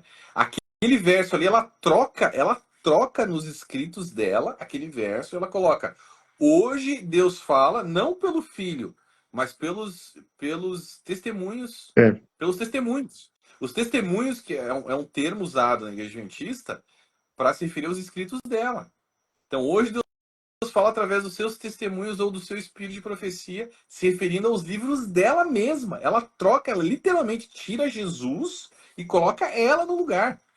Tá? Isso é só você ler, tem as referências todas ali Ô, no meu ô, livro. ô, ô, Gleison, eu sei que você é um rapaz genial, brilhante, Glória a Deus. escreve muito bem. Eu sei, não glória a Deus. Eu estou só dizendo assim, é que eu vou chegar na pergunta. Eu estou te elogiando, não é à toa. Peraí. Apesar de você ser tudo isso que eu falei, o Dr. Tim e o Renato Estêncio, eles não são menos que você. Eles são também pessoas capacitadas, inteligentes, estão de posse das cartas, dos documentos de Ellen White. Essas informações, eles sabem. Quer dizer, eles estão manipulando a grande massa adventista? Pois é, aí você entra numa questão que é assim, isso é intencional, eles já foram, estão com a mente cauterizadas, ou é intencional, ou é um espírito que está por trás. É o mesmo problema. Existe esse espírito por trás, porque eu sei porque eu estava lá. Veja bem, uma coisa é você ter apologistas, grandes apologistas, né, evangélicos, falando a respeito da igreja adventista, que são excelentes. Você e vários outros que falam, né, a respeito da igreja adventista. Ótimo. Mas uma outra coisa é você ter um apologista que viveu lá dentro e saiu. Né? Então, Sim. assim, eu sei como era quando eu estava lá. Só Tá? um parênteses. Só um parênteses. Para mim, hoje, na minha opinião, você e o Rodrigo, o Custódio, vocês dois são, assim, para mim, eu estou sendo muito sincero com todos os espectadores aqui, para mim, é minha fonte de pesquisa. Porque hoje, para mim, a erudição que vocês trouxeram, as pesquisas, vocês aprofundaram de tal maneira que vocês desnudaram o adventismo do sétimo dia. A sua obra, Gleison, ela vai entrar para os anais da historiografia em língua portuguesa, pelo menos, porque eu não sei o que tem tudo em inglês, a literatura inglesa é muito vasta, mas em língua portuguesa, o seu livro hoje é uma obra-prima contra o adventismo. Glória a Deus, amém. Pois é, porque de fato a gente que viveu lá dentro, a gente via. Eu era uma espécie de apologista adventista, tá? Uma espécie, assim. Eu defendia muito a igreja quando eu era adventista. E eu ficava pensando, né? Depois que eu saí, eu ficava analisando. Tá, mas o que acontecia comigo, né? Por que eu defendia? Então, assim, a gente vê que é uma mistura do quê? De cultura, né? No meu caso, eu tinha muito forte isso vindo dos meus avós, dos meus bisavós, né? Você imagina, eu sou quarta geração de adventista. Então, essa cultura familiar, isso é muito, muito pesado, sabe? Porque assim, você desde pequenininho você bebe nessa fonte adventista. Você vai bebendo nessa fonte, vai bebendo nessa fonte, vai bebendo. E aí aquilo entra dentro de você de uma forma que faz parte do teu mundo, da tua visão de mundo. Por isso que seitas são tão perigosas. Eles olham para os evangélicos, né? Isso afeta totalmente a visão de mundo Você, deles.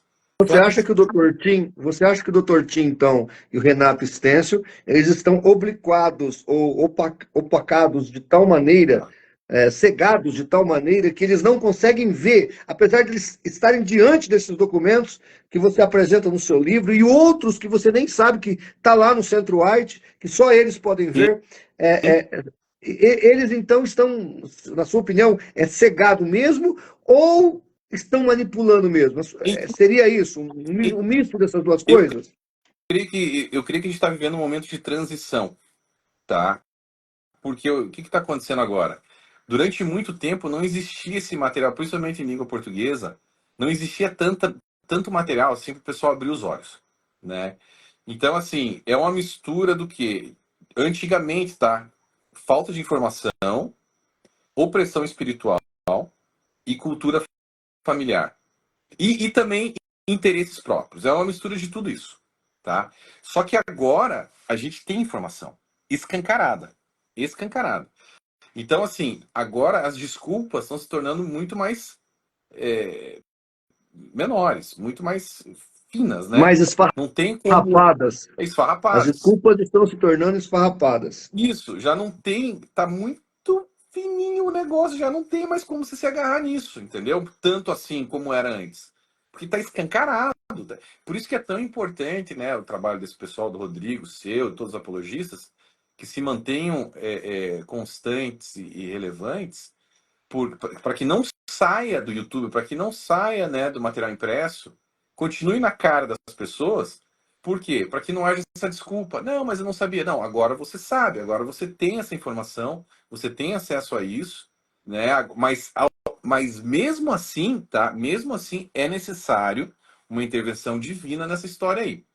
Porque a cegueira ela é espiritual, como a Noeli tá dizendo ali, né? Na mensagem dela.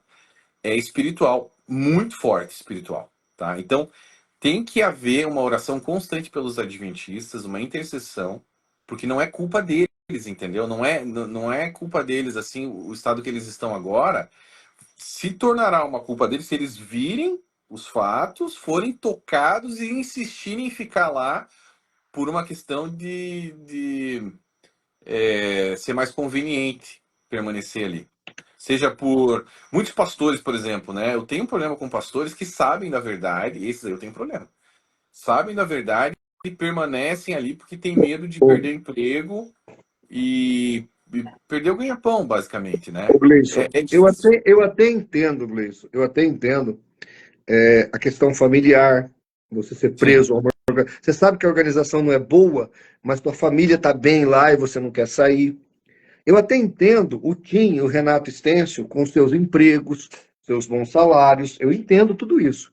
Agora, eu não consigo entender os crentes adventistas escutando o Renato Stêncio, pegando a figura da imagem de Jesus revelada por Ellen White e distribuindo no encontro de pastores para eles levarem para suas igrejas, para replicarem essa informação lá. E os adventistas que defendem tanto os 10 mandamentos, que é contra a idolatria, levando uma imagem de Jesus. Uhum. Então, assim, às vezes, eu sei que precisa da ação do Espírito Santo, nenhuma conversão acontece sem a ação do Espírito Santo, mas quando a pessoa chega nesse nível, é que ela quer ficar escusada, ou ela quer ficar obliquada, porque não é possível. Sim. Qualquer pessoa com um pouquinho de racionalidade e um pingo de espiritualidade vai Não, então, entender isso. Tá? essa análise. Vou te dar um exemplo. Eu era um caído depravado, vamos usar uma linguagem assim reformada. Eu era caído e depravado, eu estava dentro da igreja Mormon, que eu quase virei Mormon, e a mocinha lá, uma missionária, foi testificar sobre o livro de Mormon, e ela falou que quem descobriu as Américas foram duas famílias, 600 anos antes de Cristo. Quando ela falou isso, eu olhei para meu pai e falei, pai, vamos embora. Meu pai falou, o que aconteceu? E meu pai era um crente desviado, ficou preocupado comigo e foi até o templo Mormon ao meu lado. Aí no meio do caminho ele falou, o que aconteceu? Eu falei, não, pai, quem descobriu o Brasil, quem descobriu as Américas foi Colombo, não foram duas famílias mormons 6 séculos antes de Cristo, mas Colombo no século XIV. Então vamos embora, século XIV não, século XV. Vamos embora que eu não quero saber mais disso aqui. E o que aconteceu? Aquilo deu start na minha cabeça. Tá? Então, às vezes, eu fico olhando esse tipo de coisa. Meu Deus do céu, também o adventista tem que pensar um pouquinho. Como dizia Dave Hunt, pense, Deus não te deu um cérebro à toa, né? Mas assim, fazendo uma análise mais profunda, né, psicológica do que acontece, porque você tem a parte almática e a parte espiritual, né? A parte almática Sim. psicológica. Tem muita gente que tem muito orgulho, entendeu? Porque o cara já se enfiou tão pesado lá dentro, já a coisa está tão assim até o pescoço, que ele já brigou com amigos por causa do adventismo. Ele já defendeu ali até, falou, não, vocês não sabem o que vocês estão falando, eu não tô numa seita. Porque muita gente fala, os amigos às vezes falam, ó, amigo, você tá numa seita, você tem que sair. Não, não tô numa seita. E aí brigam, racham, não sei o quê. E aí quando ele descobre e fala, meu Deus, esse cara tava me falando a verdade, eu de fato tô numa seita, muitas vezes também o orgulho prende o cara ali dentro. Ele fala, não, mas eu já cheguei num ponto que eu não posso mais voltar atrás. Por isso que eu vejo pessoas assim como Rodrigo Silva e como outros pastores adventistas, essas pessoas, elas meio que têm quase que uma maldição em cima delas. Porque eles chegaram tão longe ali que é quase impossível eles voltarem atrás. Eles vão ter que engolir muito orgulho, entendeu? Você acha, então, que além dessa questão de estar inserido numa sociedade, numa bolha e tudo mais, você está dizendo, então, que tem o quê da idolatria e do orgulho, é isso? Tem um orgulho. A gente tem, né? Vamos tentar se colocar no lugar deles também, né? Tem gente que vai muito longe, entendeu? Você vê um apologista adventista. Você imagina para um cara desse admitir que tá errado? O cara ele busca somente aquilo de fontes daquilo que vai corroborar o que ele tá falando. E mesmo que ele tenha aquele estalo e fala, peraí, eu tô errado. Ele já debateu com tanta gente, já falou não, não, não, não. Pro cara engolir tudo isso, amigo, é um sapo muito grande de se engolir, tá? É um É uma sapão. jaca muito enorme. É uma jaca grande, tá? Então, assim, é complicado. Tem gente que não sai por causa do orgulho, tá? Vamos voltar aqui para o livro. Uhum. Me permita fazer algumas perguntas agora no final. Essa questão da maçonaria. Geralmente, quando nós tratamos desse tema, o que vão argumentar é que a maçonaria é estritamente masculina. Uhum. Como você explicaria Ellen White nesse contexto? Então, o que acontece? Eu perguntei isso para os meus amigos ex-maçons, né? Eles falaram, não, Gleice, o que acontece é que Ellen White era uma paramaçom. Né? Uma paramaçom é como se fosse um título honroso ali, né? Honorífico, para uma pessoa que não pode ser maçom, apesar de que, sim, existem hoje em dia lojas maçônicas que aceitam mulheres, né? A primeira, se não me engano, foi aquela Le Droit Roumain, na França, que começou a aceitar mulheres na época mesmo de Ellen White, mas eram lojas pontuais, né? Que aceitavam ali. A Rosa Cruz sempre mulheres... aceitou, a Rosa Cruz sempre aceitou. Uhum, a Rosa Cruz, sim.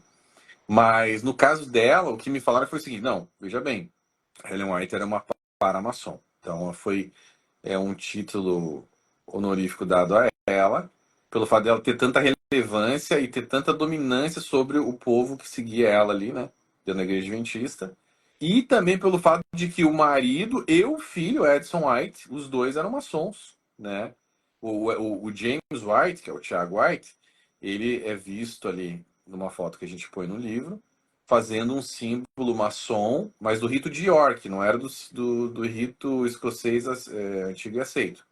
Era do rito de York, ele estava fazendo ali um símbolo de Cavaleiro Templário, que já é um símbolo de um grau bem elevado dentro do rito de York, tá? Então ele era maçom, Edson White também é visto, né, fazendo um sinal maçom, já do terceiro grau ali de mestre, né, mestre maçom. Então, assim, por tudo isso e pelos pioneiros maçons estarem envolvidos ali com a maçonaria. E assim, era algo que abria muitas portas na época. A maçonaria ainda é forte hoje, mas naquela época era extremamente forte, né? Eles Sim. com certeza abriram muitas portas ali para a igreja adventista, né? É, então ela tinha essa questão aí de ser uma para-maçom, tá? Por isso que, sendo mulher, né? Ela tinha esse envolvimento aí. E ela lia muita coisa, né? Vocês conseguem ver nos livros dela. Ela bebeu muito na fonte da maçonaria, dos livros maçons ali, para escrever os livros dela, sabe? Isso é um fato. Meu caro Gleison, para a gente não delongar demais, que já estamos chegando a 11h30, e o Instagram não derrubou a gente, então vamos andar mais um pouquinho. Aproveitar aqui. Primeiro que o seu tempo é escasso, eu quero aproveitar essa oportunidade de você me dar esse privilégio. Nós vamos replicar novamente essa live, provavelmente amanhã, no canal do CACP Vídeos, além de outras mídias, nós vamos divulgar esta live. Deixa eu fazer uma outra pergunta aqui para você, que é o seguinte: o que você diria, qual é a sua mensagem aqui nesse momento? Porque você teve 2 capítulos aqui, onde você tratou dos adventistas de transição. Esses adventistas que começaram a acordar, estão se despertando, e eu acho que com esse livro aqui, milhares vão se converter. Qual é o conselho? Vamos externar um pouquinho do que você escreveu aqui. Eu sei que você já comentou um pouco, mas qual é o conselho que você dá para ele? Porque nós temos um problema. A falta de capacitação no meio evangélico dos pastores na hora de fazer o discipulado. Sim. Porque discipular, eu já fiz isso. Para você ter uma ideia, na igreja que eu sou pastor, a minha vice-presidente é uma ex-adventista e o meu tesoureiro é um ex-adventista. É um casal que eu batizei, inclusive, na minha igreja. Então, graças a Deus, tive o privilégio de discipulá-los. Claro, eu faço pesquisas há 25 anos, para mim é mais fácil. Mas as igrejas evangélicas, de maneira geral, e eu estou pensando em igrejas ainda que têm um pouquinho mais de cabidal, como igreja batista, como igreja metodista, como igreja presbiteriana. Estou pensando em igrejas mais históricas, porque as pentecostais e neopentecostais são mais difíceis ainda. Então, o que é que você diz para esses adventistas de transição que estão vivendo esse momento? Muito importante, muito importante. Então, eu diria assim, se você está me ouvindo falar agora, né, é porque você está tendo acesso ao meu material. Dê uma olhada em canais do YouTube de ex-adventistas que estão na linha de frente, né, desse tipo de ministério, como o meu canal, o canal do Rodrigo Custódio, Wagner Olmos, o CACP, que não é ex-adventista, mas fala muito a respeito disso. Para ali, nesses canais, você ter informações mais sólidas a respeito do que fazer. Por exemplo, nessa minha última série, né, no playlist da última série, os 2 últimos vídeos falam exatamente o que fazer, em detalhes, tá? Eu vou falar aqui um pouco, mas em detalhes sobre o que você deve fazer quando você descobriu que você está numa seita, tá? A primeira série do primeiro livro, do volume 1, o último vídeo também fala sobre isso, que é: já vi que estou numa seita, e agora? O que eu faço? Assista esse vídeo também, tá? Mas basicamente, o que você precisa fazer? Você precisa estabelecer um relacionamento com Deus imediatamente que você só vai conseguir ter através de oração, mas não é uma oração rasa de 5 minutos, 10 minutos. É uma vida de oração. Uma vida de oração fique pelo menos 1 hora no lugar secreto orando. Talvez seja difícil para você por dia. Talvez seja difícil para você fazer isso. Para mim era, quando eu estava na igreja adventista, eu não fazia isso, tá? O que que eu faço, gente, para que eu não fique distraído na hora de orar, não dê sono, blá blá blá? O que que eu faço? Eu separo um tempo à noite, quando não tem ninguém me incomodando, tá todo mundo dormindo, é o período que eu gosto, tá? Ou seja, o jeito que eu faço, tá?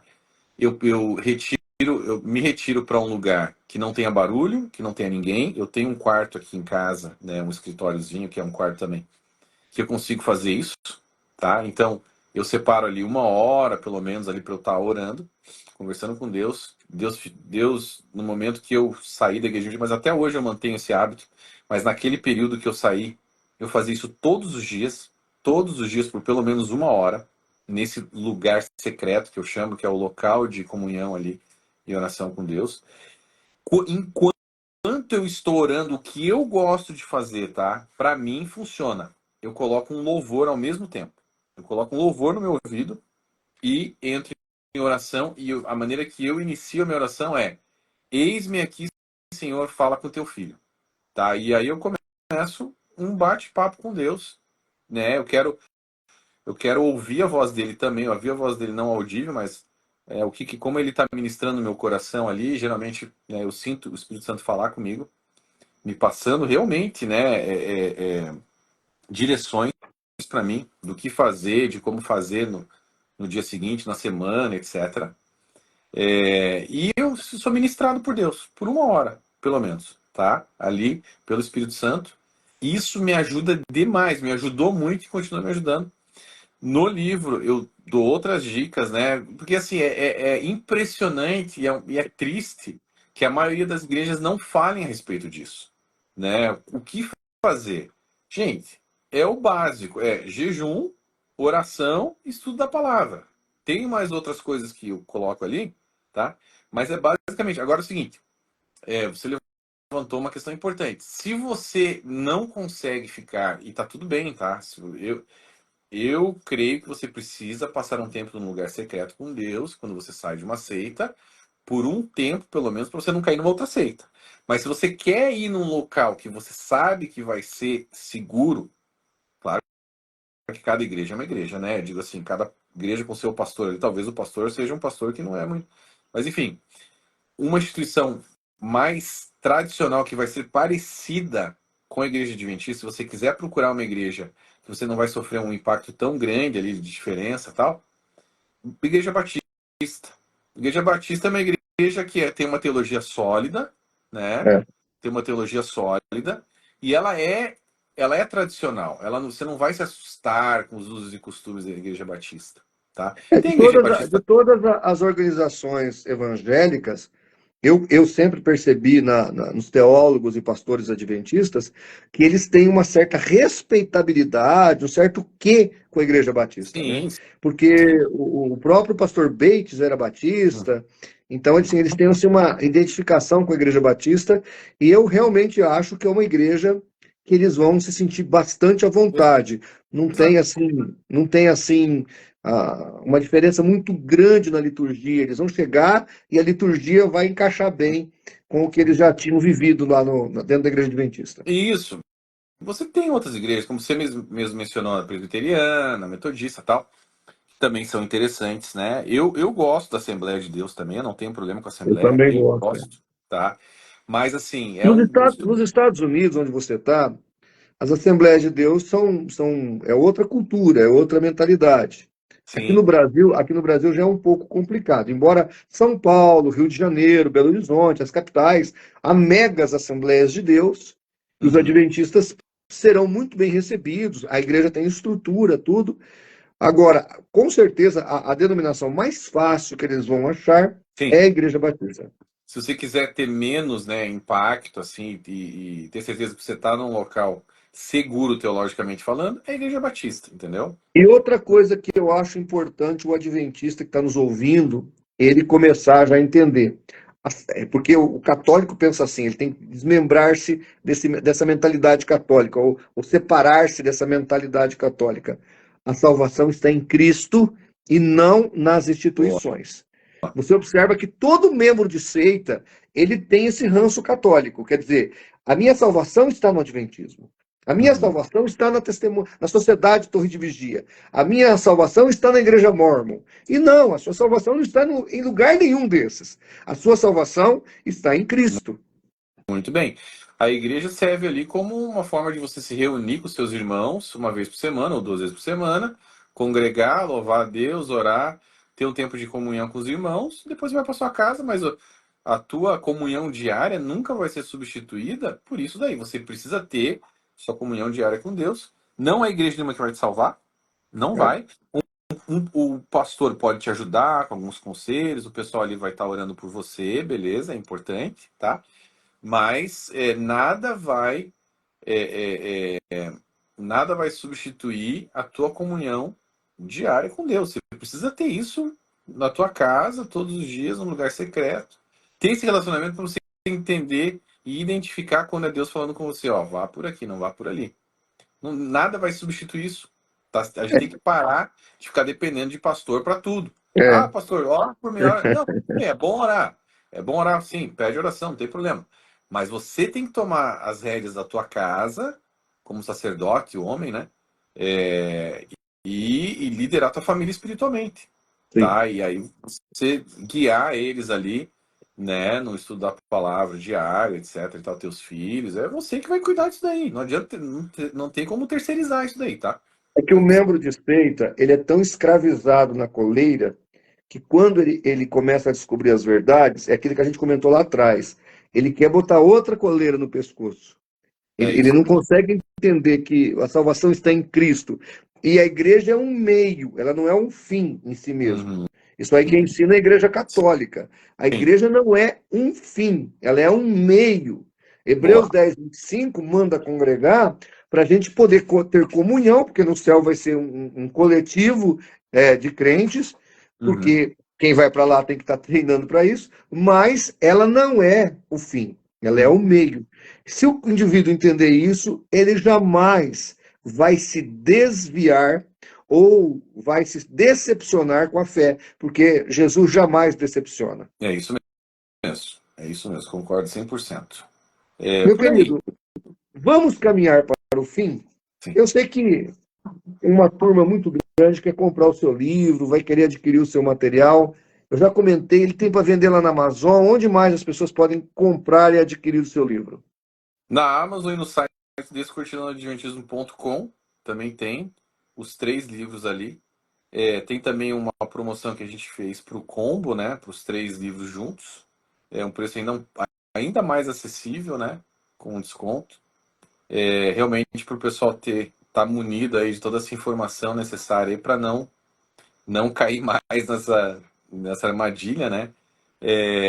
Gleison, mas para quem que é esse livro? É só para o Adventista? Não, é principalmente para o Adventista, né? Que provavelmente o Adventista que está lá dentro não vai querer comprar de imediato, mas você, amigo evangélico, você que tem um amigo Adventista, compre, presenteie ele, né? Um dia ele vai ler, ore por ele. Mas é para o Adventista, é para o evangelho entender como é que funcionam as coisas lá dentro, né? Para poder se defender doutrinariamente, né, teologicamente, contra os ataques, digamos assim, doutrinários adventistas para cima de você. Né? Você que tem essa... Muitas vezes o adventista chega para você e fala, tá, você é o evangélico, você é homem de Deus, mas você não guarda o sábado está nos 10 mandamentos. Então, se você não guarda o sábado, então você pode matar, pode roubar, então você pode fazer tudo. Como é que você vai responder? Você sabe responder? Talvez você não saiba. Né? Então, por exemplo, o volume 2 fala sobre isso, né? Agora, se alguém vier com gracinha para cima de você falando sobre Ellen White, o volume 3 fala tudo sobre Ellen White, né? E o volume 1 sobre a história da Igreja Adventista. Então, assim, bem completo, né? O volume 1 também fala sobre a tricotomia do ser, o estado dos mortos, né? As características de uma seita. Então, são 3 livros aí que abordam tudo que você precisa saber a respeito do Adventismo, né? Então, tá na Amazon, tá no site descortinadodventismo.com, e a gente tem esses descontos aí pro combo, caso você Eu, tenha para interesse. mim, quando eu vejo um livro desse, eu vejo amor pelos adventistas. Sim, Eu vejo sim. amor. Eu imagino quanto você ama o povo Uhum. adventista. É como disse o apóstolo Paulo, bem no início de Romanos, capítulo 9. Se eu pudesse, eu trocaria a salvação da minha alma pelo meu povo. Né? Uhum. É, Ele queria se sacrificar pelo seu povo. Se Deus aceitasse a vida dele em troca do seu povo. E quando eu vejo isso aqui, Gleison, eu vejo sacrifício, eu vejo luta, eu vejo lágrimas, não só suas, mas da sua esposa, da sua família, dos seus amigos. Então, assim, você vai colher isso para sempre. Provavelmente um dia você vai partir desse mundo, se Jesus não voltar, e isso aqui vai continuar colhendo frutos amém. para a eternidade. Amém, meu irmão. A gente até escreve isso na contracapa do volume 1, né? Que é uma carta de amor, né? Carta de Para os nossos irmãos adventistas, porque se a gente não se importasse, eu seguiria a minha vida, ficaria quieto, né? Tá, já fui liberto, então vocês que se virem, né? isso aqui é Mas eu amor. tenho amigos lá dentro, eu tenho familiares ainda lá dentro, então a gente. E olha a relevância de quando uma pessoa sai da seita adventista. Veja, a minha vice-presidente na igreja era adventista. O meu tesoureiro, que é praticamente o meu co-pastor na igreja, era adventista. E o engraçado é que eu os encontrei há um tempo atrás, antes de eu ter chegado nessa igreja que eu estou pastoreando hoje, eu estou há 10 anos, eu devo ter encontrado eles há uns 12 anos atrás. E me apresentaram, e quando me apresentaram o casal para mim como um amigo comum, como evangélicos, eu perguntei qual é a igreja que vocês congregam. Aí eles disseram, somos adventistas. Eu falei, então vocês não são evangélicos, vocês estão numa seita. Foi assim de cara que eu dei uma chapuletada neles. E após eu ter falado isso para eles, eles ficaram um pouco sem graça e saíram, não quiseram nem me ver mais, nem conversar comigo mais. E aí apareceram lá na igreja e começamos a fazer o discipulado, e hoje eles são colunas da igreja que eu pastoreio. Então, assim, veja, todos os membros de seita, eu sei que são almas difíceis de ganhar, mas quando ganhas para Cristo, eles se tornam os melhores crentes da igreja. Você sabe Isso mesmo. disso. São os melhores crentes da igreja. Então é por isso que eu me desgasto com essas pessoas. Eu sei que você faz isso também, porque quando elas saem, se tornam as melhores ovelhas de Jesus. Eu falo isso com fatos comprovados, de ver, porque nesses 25 anos eu vi muito isso. Não, sem dúvida. Imagine a importância desse trabalho de discipular eles, né? Depois que eles saem. Porque veja como é um plano satânico de fato, a criação de seitas. Porque o cara, quando ele entra, ele fica preso, por muitos anos ele fica preso, e quando ele sai, descobre que é uma farsa, ele chuta o balde e vira um satanista, vira um ateu. Então é um plano satânico muito bem engendrado. Então por isso a importância desse discipulado pós-libertação, né? Então, mas justamente os pastores que estão nos assistindo, adquirindo o seu material, quando chegar o adventista lá na sua igreja, viu, pastor, você que está nos assistindo, lendo o material do Gleison, você vai ter condições de dar as devidas orientações e fazer com que esse adventista que está chegando agora se sinta menos desconfortável e mais seguro na sua fé. É isso mesmo. Vai ajudar bastante, verdade. Ô Gleison, eu queria dizer para você que eu sei que é pecado, mas eu tenho o maior orgulho da sua pessoa. Você, para mim, é um orgulho. Tenho muito orgulho de ser seu amigo. Tenho muito orgulho do seu trabalho. Eu queria muito que o pastor Nathanael Rinaldi tivesse vivo para conhecer você, o Rodrigo Custódio. Para mim, vocês dois hoje é uma dupla maravilhosa. Eu não estou desmerecendo o trabalho dos outros. E o Wagner, que me perdoe, a Débora, e tantos outros aí. Por favor, eu não estou desmerecendo os demais irmãos. mas o trabalho que você e o Rodrigo estão fazendo é um trabalho acadêmico, é um trabalho apologético de altíssimo nível, e eu, assim, de todo o meu coração, sinto muito orgulho de vocês. Vocês são pessoas extraordinárias. Quando eu abro aqui o seu livro, e eu vejo aqui nos agradecimentos o meu nome, me emociona, me Que legal. emociona. Me emociona. Eu fico emocionado, porque assim, vocês estão abençoando a Igreja Adventista. Ao contrário de que muitos pensam, né? Que vocês estão denegrindo, estão perseguindo. Não, vocês estão abençoando milhares de pessoas. E eu sei que só na eternidade nós vamos saber o quanto vocês abençoaram as vidas das pessoas. Então eu glorifico a Deus pela sua vida e pela vida do Rodrigo, viu? Amém, meu irmão. Eu que agradeço aí todo o apoio, né? Você com certeza é uma referência no Brasil aí, e no mundo para várias pessoas, né?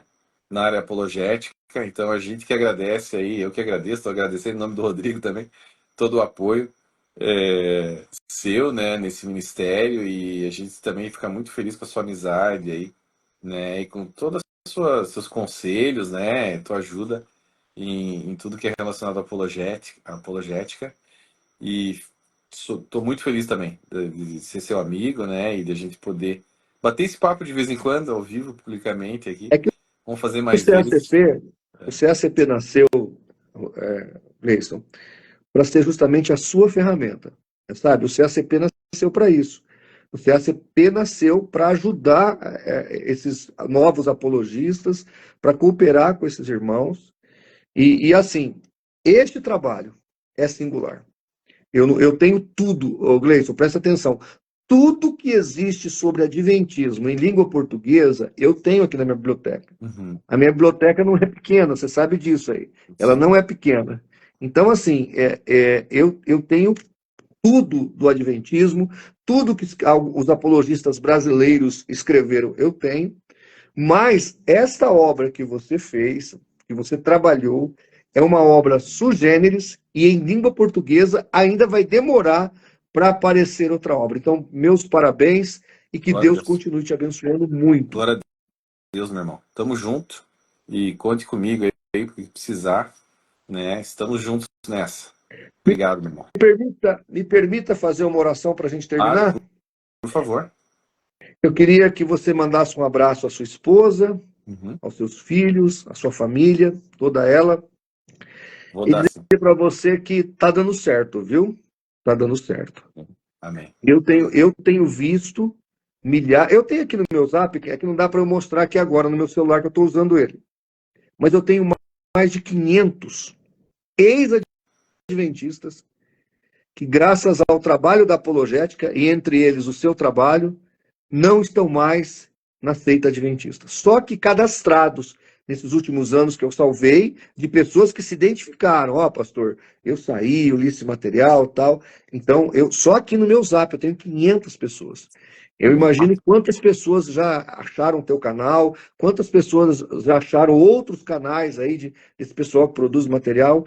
Então, só na glória nós vamos poder mensurar o valor desse trabalho. Permita-me orar. Por favor. Senhor nosso Deus e Pai, nós te agradecemos por esta noite e te louvamos, ó Deus, pela tua graça imensurável, por esse favor imerecido que foi dado por cada um de nós na cruz do Calvário. Sim, e eu te agradeço, ó Deus, porque o Senhor nos perdoou os nossos pecados, santificou as nossas vidas, e eu sei que o Senhor tem cuidado de nós. Amém, Jesus. Quero te agradecer pela vida do Gleison Perso, da sua família, dos seus filhos, dos seus amigos, de todos aqueles que estão envolvidos com a apologética adventista. Senhor, o combate às heresias é muito relevante. E a organização adventista e a seita adventista é uma seita muito poderosa, nós sabemos disso. Mas eu glorifico o teu nome pela vida dos irmãos que estão lutando contra esse Golias. E pela tua infinita misericórdia, milhares de pessoas, ó Deus, estão acordando. Milhares de pessoas estão vendo os fatos. E o Senhor está salvando, libertando e mostrando a tua graça. O favor é imerecido.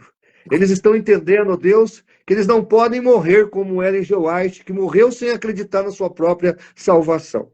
mas eles estão entendendo que quando a graça é colocada diante deles, eles podem ter certeza da salvação, eles podem ter convicção que a partir desta vida estarão com Cristo, porque o favor é merecido. O céu é para quem não merece mesmo. O Amém. céu é para quem realmente não fez nada, porque quem fez tudo foi Cristo Jesus na cruz do Calvário. Amém. Continue abençoando o Gleison, continue dando força a ele, a sua família, e que ele, Senhor, possa ainda produzir muitos e muitos frutos e glorificar o teu nome hoje e sempre. Assim nós oramos, no precioso nome de Jesus, para o teu louvor. Amém.